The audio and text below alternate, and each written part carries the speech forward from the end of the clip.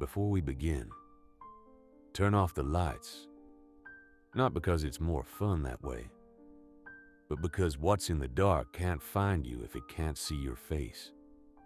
Close the door, and whatever you do, don't look at your shadow. Not yet. Here is something they don't teach you in school. Memory doesn't die with the body. This isn't philosophy. This isn't comfort. This is something darker and more specific and more mechanical than that.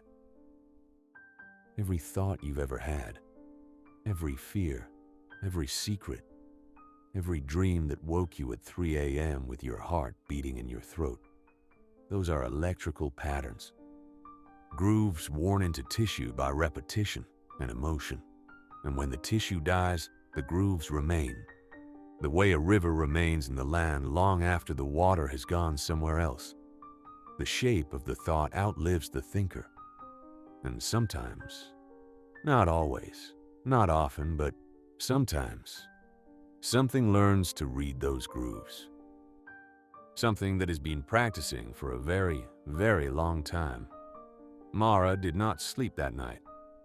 She sat at the table with the skull and she did what any rational person would do. She tried to explain it. Old house, previous owner, Gerald Marsh, who had been a collector of strange things. Clearly a man who buried photographs and bought skulls perhaps. A man with secrets. Fine. But the photograph from 1962 showed the skull in the shadow's hand, and the skull on her table had a small rectangular mark on its crown. A faded rectangular stain, as if something had sat on top of it for decades. The exact size of a tin box. The skull had been in the box. It had been in the box and she hadn't seen it. It had been inside the photograph. And now it was on her table.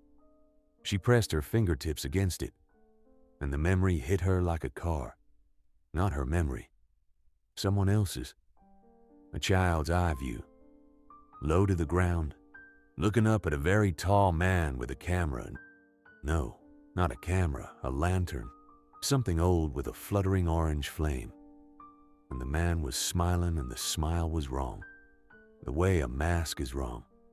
The way the shape is right but the warmth isn't there. And the child was walking toward the woods because something in the woods was calling with a voice that sounded exactly like her mother. Mara yanked her hand away. She was breathing in short, sharp bursts. She looked at her hand.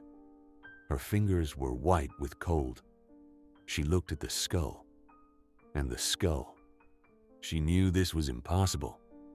She knew it. But the skull seemed smaller than it had a moment ago. Like it had exhaled. Chapter 5. The Architecture of the Dark. There are places in the world where the membrane is thin. This is not metaphor. Theoretical physicists and parapsychologists and very old people who live alone in very old houses and don't need a name for what they know. They all agree in their different languages that certain locations accumulate something, a residue, a charge, the way certain stones hold heat long after the sun has moved on. Millhaven's woods were one of those places. They had been one of those places long before the town was built, long before the first house was raised on cleared ground and the first family moved in and the first child was told, in the careful voice of people who don't want to explain what they can't explain. Don't go into the woods after the first frost. The rule wasn't about danger exactly. It was about attention. Because there was something in those woods. And it was always in those woods, curled at the root of things, patient and enormous and deeply, fundamentally awake. And after the first frost, when the world went quiet and the animals went still, and there was nothing moving in the branches to distract it, it could hear you breathing. It could hear you thinking. And once it had your thoughts, once it had the shape of your fear, it could wear it like a coat. We're deep in it now. Subscribe if you want to survive. Or at least if you want more stories like this one. Go on, do it, I'll wait. Mara understood this at 3:47 a.m. She understood it the way you understand things at 3:47 a.m. Not with her brain, but with some older pre-verbal part of her that still remembered being something small and prey-shaped in a world full of larger, patient darkness. She understood it because she had begun to remember things that hadn't happened to her. The girl in the photograph, the red boot at the tree line, the skull in the shadow's hand. These weren't Mara's memories, but they lived in her now, planted there by the touch of bone, growing roots into places she hadn't known existed until tonight. She could feel the shape of what had happened. 60 years ago, a man named Gerald Marsh had gone into the woods with a camera. He had found something that used the shape of a little girl to call to his daughter. Something that offered a skull the way you might offer a gift. Come see, come look, come closer. His daughter had gone closer, and the thing in the woods had learned her shape, learned her voice, kept her, not alive, not exactly, but present, the way a recording is present. The grooves in the tissue, the shape of the thought outliving the thinker, and then it had waited.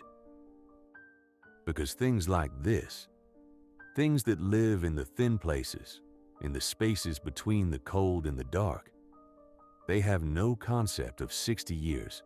They have no clocks. They have only appetite, and the patience that comes with having no deadline, no expiration, no end. It had waited for someone to come back, someone with a camera, someone with the specific, terrible gift of looking at empty spaces and seeing. Chapter 6, The Last Frame. Mara picked up her camera.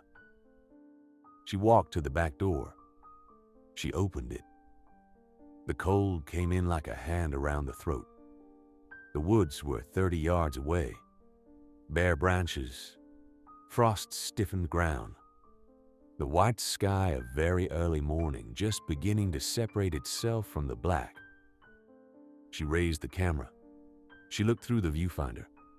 And in the viewfinder, in the small rectangular world of the lens, she saw a girl standing at the tree line. Mouth open, head thrown back. Her posture, her face at 9 years old, the gap-toothed girl in the backyard photograph. The girl throwing her head back and laughing at something her father had said. The girl in the woods turned her face toward the camera. The laughter stopped, and the face, her face, 9 years old, gap-toothed, familiar as a mirror, said, in a voice that came not through the air but through the camera itself, through the lens and the light and the mechanics of seeing. You already came in. Mara lowered the camera. She looked at the woods with her naked eyes. Nothing there. She looked at the image on her screen. The girl was gone, but the shadow was there. And in the shadow's hand, the skull was gone too. Mara turned around slowly. The skull was on the floor behind her, right in the doorway, the inside of the doorway. She hadn't brought it. She hadn't moved it.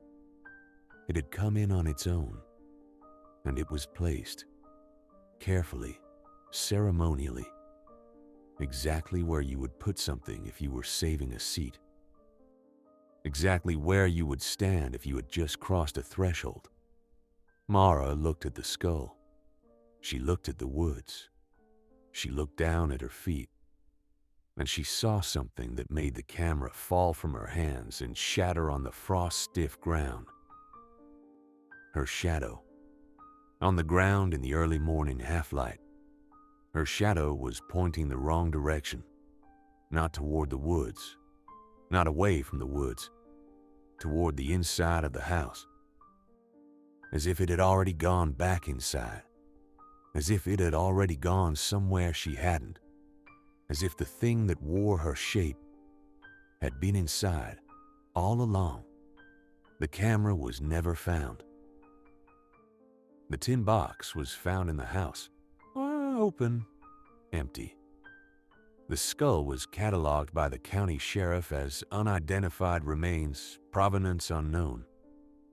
Mara Voss was reported missing on a Tuesday by her editor, who expected a check-in call that never came. They searched the house. They searched the woods. They found nothing, except on the wall of the basement darkroom, a photograph developed by no one, from no film, in a darkroom that had not been used in 60 years. A black and white image. A woman standing in the woods, mouth open, head thrown back, and behind her, growing out of the bark of a tree like a tumor that had learned to breathe, a shadow with no source, and in the shadow's hand, a camera, the lens facing outward, facing you. Static ritual. End of part 2. The following must be completed before you sleep tonight. 1. Go to the oldest photograph you own of yourself. Look at it for 30 seconds. Look carefully at your own face. The shape of the eyes, the angle of the head. Ask yourself, is that really how I look? Or is that how something else wants me to remember looking? 2. Turn off every screen in the room, every light source with a camera. Phones, laptops, tablets, face them down or face them against a wall. Not because they're watching, probably, but because the things that live in the thin places learn something from Mara Voss. They learn that a lens is a door, and a door goes both ways. 3. If you live near woods, any woods, and the first frost has already come, don't go out tonight. Not because of wolves, not because of strangers, but because something out there has had a very, very long time to learn the shape of your voice. And it's been practicing. 4. If you hear something tonight that sounds like someone you love calling to you from somewhere they shouldn't be, do not answer. Do not look. And whatever you do, don't take a photograph. The woods remember everyone who enters. Sleep well. Subscribe. And leave a comment telling me, have you ever taken a photograph and seen something in it that wasn't there when you pressed the shutter? I read every one, especially the ones sent after midnight.